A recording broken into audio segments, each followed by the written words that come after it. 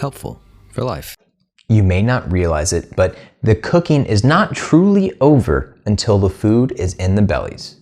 And there are actually a handful of steps you can take to improve the dining experience and even the taste. You may not think that these things are important, but they actually have a measurable effect on the dining experience. And in case you're not doing that already, think of your food as that, an experience, not just nourishment. If you take the time to slow down a little bit, pay attention to what you're eating, and enjoy your food, only good things will come. This actually can be an effective dieting technique all by itself. But I digress. Back to improving the dining experience. So, throughout this section, I talk a lot about cooking for and serving others, whether it be guests or friends or family. However, that is not to imply that you can't do these things when you're cooking just for yourself. In fact, I think it's very important to give yourself a good dining experience even when you're alone. In fact, I think it's very healthy to try and impress and please yourself. Now, come with me into your mind's eye as we discuss 2 theoretical dining experiences. And yes, I will be amping up my voiceover voice for these examples. First, example 1. You knock on the door and you hear your friend yell, "Come in," from inside. You see him in his tank top, sweaty from a run, stirring a large pot on the stove.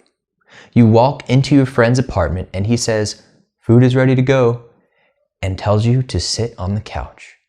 You see him fishing through a pile of days-old dirty dishes. He finds a bowl with moldy food in it and gives it a quick wash. As you sit on the couch, you can't help but notice the smell of dirty gym clothes on the floor next to you. "What? Okay!" Your friend sings along to Little John blaring on the stereo. Your friend ladles something that looks like cafeteria mush out of a giant pot on the stove into that same bowl and brings it over. He hands it to you, wipes the dripping sweat off of his brow with his hand as he says, "Enjoy." You realize that the mush is a reddish-brownish sauce drowning some spaghetti. Surprisingly, it tastes good, but it is a little mushy. Scene! Now for example 2. As you walk down your friend's apartment hallway, you're greeted by the smell of garlic bread wafting through the air. You feel your mouth water in anticipation. As he opens the door, fresh out of the shower and looking sharp, you hear some jazz floating through the air from an old school record player. Walking in, you can practically taste the garlic when you notice some other aromas. Is that onion? Oregano? Amazingly browned beef? "I made my signature spaghetti and meatballs," he says. "Remember from Jill's party?" Of course you remember. It was amazing. Not to mention, you were pleasantly surprised that Steve could make something so impressive. As you walk in, the rich deliciousness of a tomato sauce that's been simmering for hours envelops your nostrils. Steve offers you a basket of warm garlic breadsticks and motions you towards the table. "Have a seat.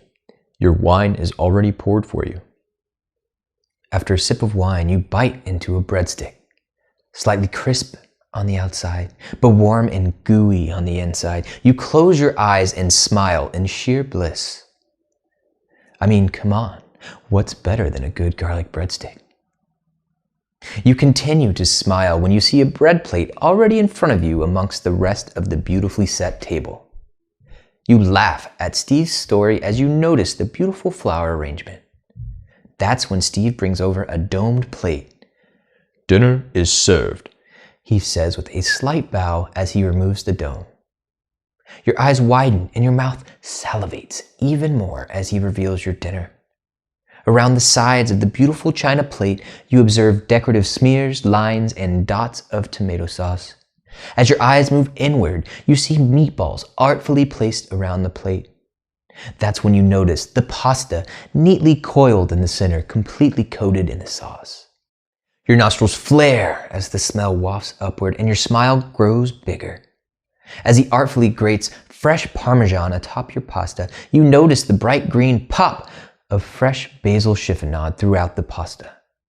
And of course, the pièce de la résistance, a sprig of basil smiling up at you. And scene. Now, you'll notice I stopped you there before you even tasted the second dish.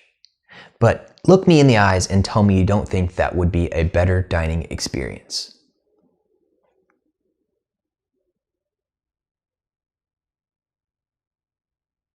Yes, I embellished each of those examples a little bit, but it was to make a point.